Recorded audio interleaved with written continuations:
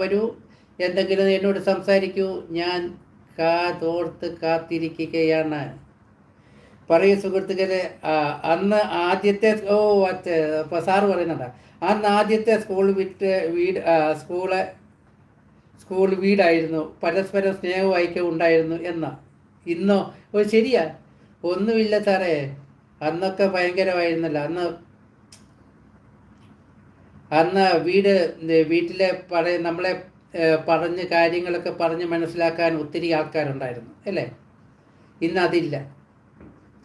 ഇന്ന് അതുപോലെയുള്ള കുട്ടികളും അങ്ങനെ കിട്ടത്തില്ല സാറേ. കാരണം നമ്മൾ വിചാരിക്കുന്ന കണക്ക് കുട്ടികളും കിട്ടത്തില്ല. കാരണം അവർ ഇതിനൊന്നും ശ്രദ്ധ വരത്തില്ല, ഇതിനൊന്നും അവരെ കാത് തരത്തില്ല.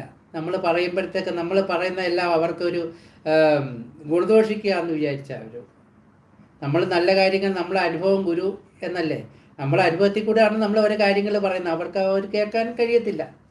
പണ്ടൊക്കെ അങ്ങനെയല്ല, എല്ലാവരും പരസ്പരം പറയുമായിരുന്നു. അപ്പൂപ്പനും പറയും, അമ്മൂമ്മയും പറയും, എല്ലാവരും പറയും നമ്മളെ ഗുണദോഷിക്കും എങ്ങനെയാണ് കേട്ടോ എന്നൊക്കെ.